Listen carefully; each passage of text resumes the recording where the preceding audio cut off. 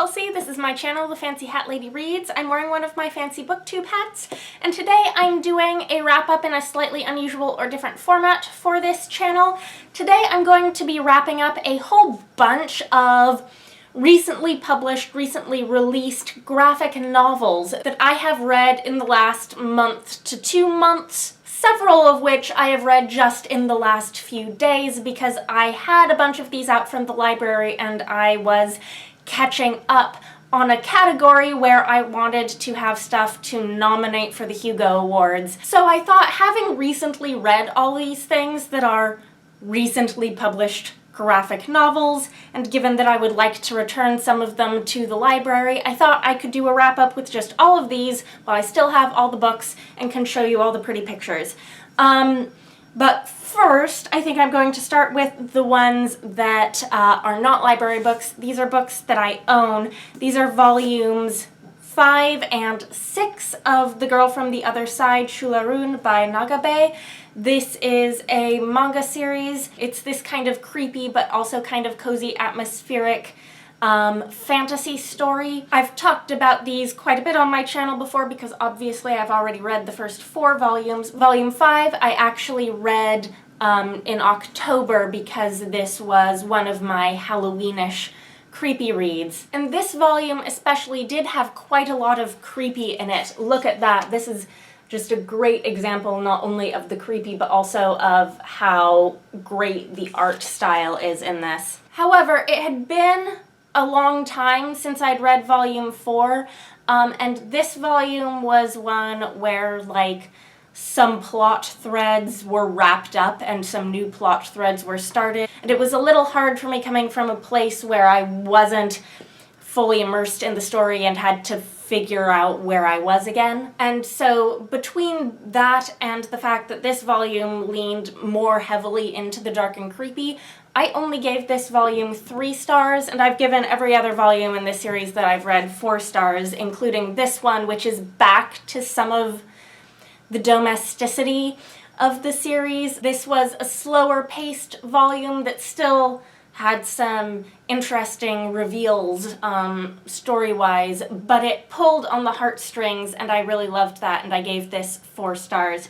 So this one was published in English in 2018, so this was not Hugo eligible. This one was published in 2019 in English, so it was, as was volume 7, but I haven't gotten around to reading volume 7 yet. The next thing I read was a graphic novel by Tillie Walden called Are You Listening? And this is, I think, published as YA. I read this after really enjoying On a Sunbeam, which was nominated for a Hugo last year, and that was more sci-fi, and this is more contemporary with a fabulous spin on it. This has a kind of similar red and blue color scheme to On a Sunbeam, and similarly there are a lot of these really strange visuals where you can't quite literally parse what's physically happening. This is about 2 girls or young women, one of them's a little older and one of them's a little younger, named Bee and Lou. Bee is the younger one and she's running away from home, and she runs into Lou, who is an acquaintance of her family. And Lou is on this road trip and invites Bee to come along. Along the way, they pick up this cat who seems to be far from home, and they are trying to get the cat back to the town on her name tag, except that this town may or may not like really properly exist. Some weird stuff starts happening that it's sort of hard to tell what exactly is going on, and for a long time the characters seem to be treating it like it's very normal when it sort of looks like it isn't. But it is mostly about these 2 young women, both queer, both with a lot of personal issues they have to work out on a road trip in Texas. Lou is dealing with the death of her mother, which was close to home for me, and Bee has some serious things she's running from, content warnings for sexual assault. So with regards to the speculative aspect of this, it is eventually, like, explained in, like, one page, and the way that was laid out as a sort of explanation for what had been happening in the book, I actually really, really loved. But it ended up being, like, such a small little thing, and, like, I wanted it to be more. In part, I think, because I am a sci-fi fantasy reader, so I'm always, like, latching on to what are the speculative elements of this and why. I wouldn't have minded for that to have been further developed. All in all, I thought this was good, but I didn't like it as much as On a Sunbeam, which had more of just a big, chunky story to it. I gave this 3 stars. Next, I want to talk about Sleepless Volume 2 by Sarah Vaughn and Leila Del Luca. This is the second part of the series, and it is just 2 volumes. I did recently wrap up my thoughts on Volume 1, even though I read it a while ago. So you may have seen that from me relatively recently. If not, this is court intrigue drama about the illegitimate daughter of the late king of this kingdom. And in the first volume, there were a bunch of threats on her life. There were some assassination attempts. This volume picks up a little bit of time later, and she's being urged to move on. There's an arranged marriage for her, and it's all basically about what she really wants in life, which is nothing to do with all this court drama. I did like this volume, I think, better than Volume 1, I think because all of the story payoffs happened in here, so there was just a lot going on, a lot of reveals. I also mentioned that, like, the main character's costumes were some of the best thing about this series in Volume 1, and boy does she get some good ones in this volume. Like, the best way to showcase the art is just to find whatever page she's wearing the prettiest dress on and show you that. I do really like the color scheme of this series. It's muted but rich. I think the criticism I have with this series as a whole that I think a lot of people also seem to have is that there's just a lot of plot threads, a lot of things introduced that could have been bigger story arcs that feel like we're just seeing, like, a little tip of what would be, like, a big through line of a larger scale story, and that this really could have been more than just the short 2-volume story that it was if those things had actually been expanded upon. Like, in this we get some things that are the result of a war that happened and strife as a result, and, like, tell me more about that. There's also, like, a lot going on with the magic system and the sleepless nights that, like, seems like it could be the basis for a bigger story, bigger plot arc than it is. I want to know more about the kingdom that the main character's mother comes from. Like, there's a lot that could be used for story fodder in this world that this really just doesn't get into because this is such a contained story. And, like, how much do I really care about one noblewoman's drama at court? Even if she does wear really, really pretty dresses, like, maybe not all that much, but I did give this volume 4 stars. There was some really good payoff in it, and I was happy about the conclusion of the romance story, so I liked this better than Volume 1. And then the next 2 I have here are both, like, middle grade-ish graphic novel series.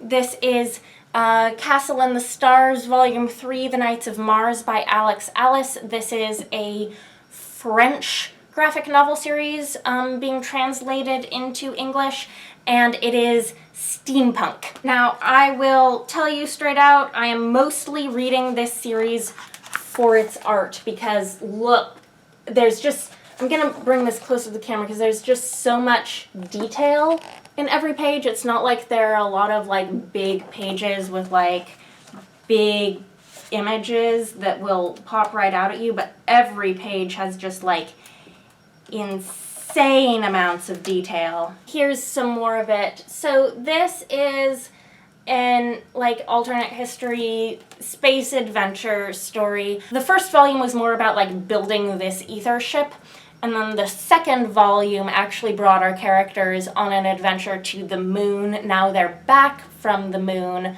and this is setting up a journey to Mars. There's a lot of political scheming going on, some sort of like science and pursuit of science versus politics and this science being exploited in the name of, you know, imperialism. Different people have different ideas of what you can do with space travel. That sort of seems to be the theme. However, a lot of the little details of the plot and the scheming, because I've been reading these volumes each a year apart, I am losing track of. This volume and the last one have like hinted at remnants of like ancient civilizations on the moon and Mars.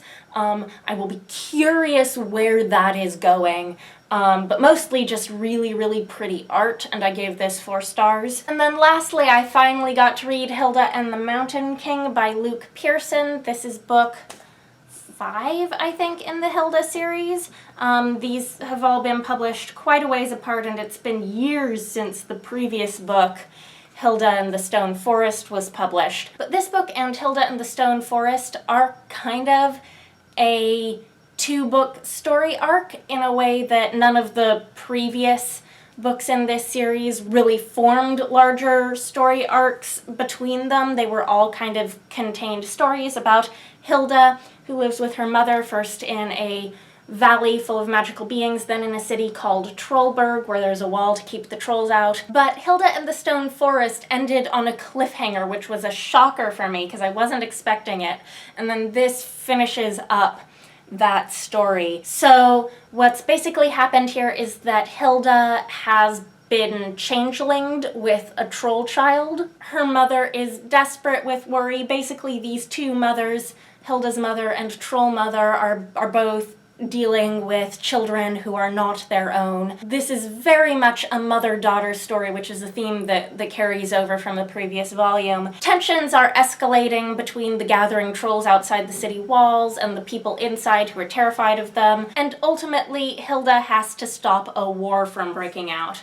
I'm going to show you some of this art too. The art style in this series has evolved a bit over the volumes. If you're watching the animated adaptation of these books on Netflix, it's very, very similar looking. And then if you go back to the earliest volumes of the graphic novels, you can tell that that looks different. I will say, having watched the first season of the animated show on Netflix, it's a little weird to then go back to the graphic novels because the show has added quite a lot of plot and some extra characters and like developed some minor characters into major characters. Like, they've expanded a lot upon what's in the graphic novels. So it is then a little odd to go back to having a story where all of these characters and plot lines that I've gotten to know through the show just aren't in this. But this is still one of my very, very favorite kids' graphic novel series. I highly recommend them. The ending of this was so good and so joyful and so pure, it made me feel things. These books do have